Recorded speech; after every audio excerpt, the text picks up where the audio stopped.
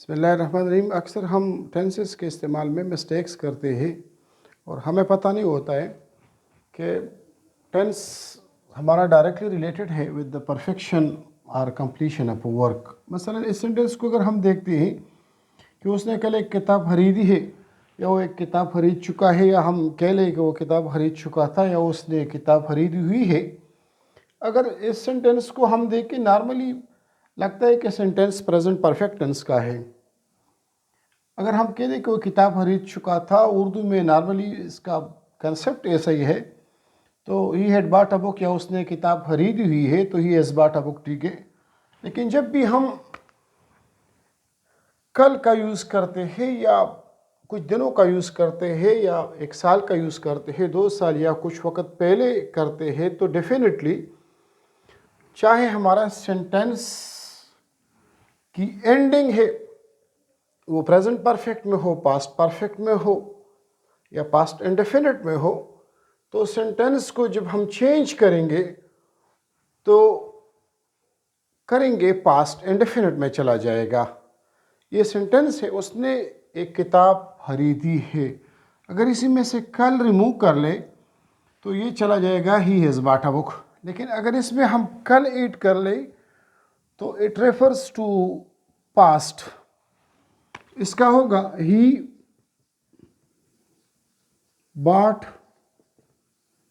a book yesterday। इसकी उर्दू चाहे हम ये कह लें कि वो कल एक किताब खरीद चुका है, या वो कल किताब खरीद चुका था, या उसने 6 साल पहले किताब खरीदी है, या वो 5 साल पहले किताब खरीद चुका था। What ever the ending of the sentence में भी हमने सेंटेंस को हर सूरत में, हर हालत में हमने प्रेजेंट परफेक्ट में ही, उर्दू की एंडिंग प्रेजेंट परफेक्ट में हो, पास्ट परफेक्ट में हो, उसकी अंग्रेज़ी जो है हमने पास्ट इंडेफिनिट में करनी है। इसी तरह हम कहते हैं कि यार वो कराची चला गया है, ये तो ठीक है, he has gone to Karachi, ये सही है। कब गो का थर्ड फॉर्म जो है गॉन के to go and settle down there. इसको अगर हम कर ले सेंटेंस 3 की तरफ आते हैं तो he has gone to Lahore, ये ठीक है। अब अगर हम किसी को डायरेक्टली सवाल पूछते हैं और हमारे सामने हमारे पास मौजूद है, तो नॉर्मली हम कहते हैं क्या तुम कभी कराची गए हो, तो we can't say have you ever gone to Karachi, have you ever gone to Lahore और लंदन एटसेट्रा। हम स्ट्रेट अवे कहेंगे कि हैव यू एवर बीन।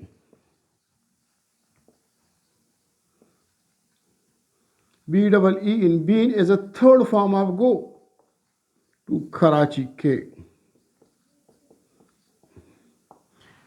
क्योंकि been as a third form of go का मतलब है to go there and come back. Gone as a third form of go का मतलब है to go there and settle down there.